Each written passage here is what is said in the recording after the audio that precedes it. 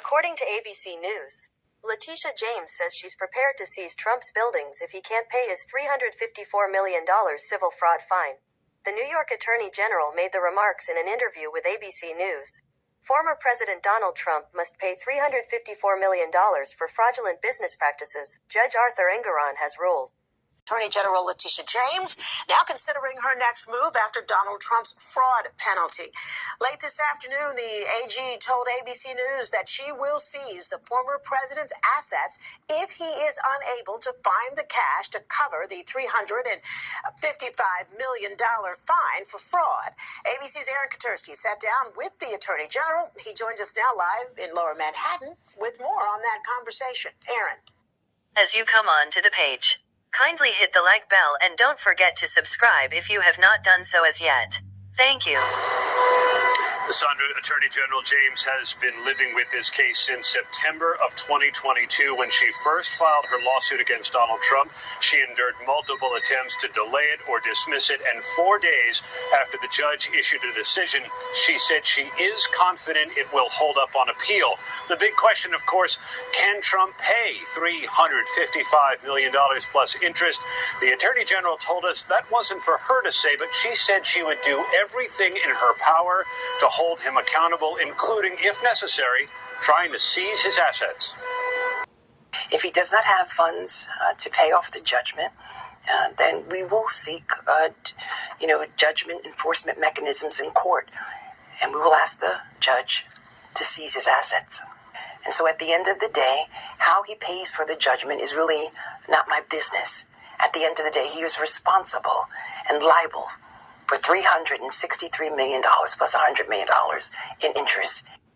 Right out the window of the Attorney General's office is 40 Wall Street. That's the building that Letitia James looks at every day. It was the subject of an overvaluation on the part of the Trump organization, and she says that would be the one that she goes to first to try to seize if, in fact, Trump somehow is unable to come up with the money another way. But he owes $90,000 a day in interest the longer this goes on, so it's going to add up very, very quickly. The Trump organization, Trump himself, his sons are expected to appeal in short order to try and stop that interest clock, but the Attorney General is confident that her judgment will hold up and that she ultimately will prove victorious over the former president. Sandra, Bill? This is the Attorney General of New York given her statements before, during and after the verdict in the civil lawsuit she filed against Donald Trump. As you come on to the page, don't forget to hit the like bell and subscribe to the channel if you have not done so as yet. Thank you. Donald Trump engaged in deceptive business practices and tremendous fraud. Donald Trump falsely, knowingly, inflated his net worth by billions of dollars to unjustly enrich himself, his family, and to cheat the system. Donald Trump may have authored the art of the deal, but he perfected the art of the steal. This long-running fraud was intentional, egregious, illegal, and he did all of this with the help of the other defendants, his 2 adult sons and senior executives at the Trump organization. And so, after 11 weeks of trial, we showed the staggering extent of his fraud and exactly how Donald Trump and the other defendants deceived banks, insurance companies, and other financial institutions for their own personal gain. We proved just how much Donald Trump, his family, and his company unjustly benefited from his fraud. Today, the court, once again, ruled in our favor, and in favor of every hard-working American who plays by the rules. Donald Trump and the other defendants were ordered to pay $463.9 million. That represents $363.9 million in disgorgement, plus $100 million in interest, which will continue to increase every single day until it is paid. Donald Trump, the former chief financial officer of the Trump organization, Alan Weisselberg, and the former controller of the Trump organization, Jeffrey McConney, are each banned from serving as an officer or director of any New York company for 3 years. Weisselberg and Mr. McConney are also banned for life from serving in a financial management role in any New York company. Donald Trump Jr. and Eric Trump are banned from serving as an officer or director of any New York company for 2 years. And Donald Trump and his companies are banned from applying for loans from any New York bank or financial institution for 3 years. A new independent director of compliance will be created at the Trump Organization to ensure the company establishes internal protocols and meets financial reporting obligations. And the current independent external monitor will continue to oversee the company's financial dealings and ensure this fraud cannot continue. I want to be clear. White-collar financial fraud is not a victimless crime. When the powerful break the law and take more than their fair share, there are fewer resources available for working people, small businesses, and families. And everyday Americans cannot lie to a bank about how much money they have in order to get a mortgage to buy a home, or a loan to keep their business afloat, or to send their child to college. And if they did, our government would throw the book at them.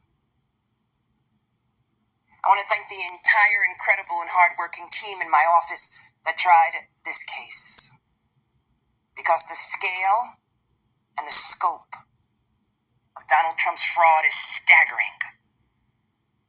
And so too is his ego and his belief that the rules do not apply to him. Today, we are holding Donald Trump accountable. We are holding him accountable for lying, cheating, and a lack of contrition, and for flouting the rules that all of us must play by. Because there cannot be different rules for different people in this country, and former presidents are no exception. This decision is a massive victory for every American who believes in that simple but fundamental pillar of our democracy, that the rule of law applies to all of us, equally, fairly, and justly. Thank you. As you come on to the page, kindly hit the like bell and don't forget to subscribe if you have not done so as yet. Thank you. The ABC News exclusive tonight after Donald Trump was fined nearly $355 million in his civil fraud case. Tonight, New York State's Attorney General Letitia James saying she's prepared to seize Donald Trump's assets, including his buildings, if he doesn't pay the money. ABC's Aaron Katursky one-on-one tonight with the Attorney General. 4 days after a judge ordered Donald Trump to pay $355 million for a decade of fraud, New York Attorney General Letitia James says she's prepared to do everything she can to make sure the former president pays his fine, including, she told us, seizing the buildings that bear his name. If he does not have funds to pay off the judgment, then we will seek, judgment enforcement mechanisms in court, and we will ask the judge to seize his assets. Trump was held liable for exaggerating his wealth and inflating the value of his real estate so banks would give him low-interest loans. Trump insisted the banks liked doing business with him. They said no victim. No one got harmed. The banks got paid back. So no harm, no foul. Why is that not the case in your view? So financial frauds are not victimless crimes. He engaged in this massive amount of fraud, and it wasn't just a simple mistake, a slight oversight. The variations were wildly exaggerated, and the extent of the fraud was staggering. Trump said the penalty against him would drive other businesses out of New York. We'll appeal, we'll be successful, I think, because frankly, if we're not successful, New York State is gone. But the state's attorney general told us she's not worried. And last I checked, tourism is up, and Wall Street is doing just fine. Even with an impending appeal, Trump must either put all $355 million in escrow with the court or post a portion of it as a bond with interest. And David, tonight the Attorney General is telling us she is determined to make Trump pay, even if it means seizing this building or others long in the Trump portfolio. David? Aaron Katursky with the exclusive interview tonight. This is our last day in our case against Donald Trump for persistent and repeated fraud. illegality. This case has never been about politics or personal vendetta or about name calling. This case is about the facts and the law. And Mr. Donald Trump violated the law. And as you know, the judge has already found that he, in fact, violated the law for repeated fraud over a period of years. And so I want everyone to know that the personal attacks really don't bother me. The fact is that this trial has shown, and we have produced evidence about the scope, the scale, the depth, the breadth of the illegality, the fraud that impersonally enriched Donald Trump and his family. I want to thank the judge. I want to thank my team. I even want to thank opposing counsel. But at the end of the day, the point is simple. No matter how powerful you are, no matter how rich you are, that no one is above the law, and that the law applies to all of us equally and fairly. I trust that justice will be done, and I'm confident in that. And I'm extremely proud of the case that we put on. Good evening and thank you. Donald Trump claims to be a billionaire. For many years he has said so. I would think if he's a billionaire, $354 million would be a drop in the bucket for him to pay. But we will see if he is struggling to pay it. In the near future, the AG of New York already said if he cannot pay, she will see properties beginning with the one that she looks at daily.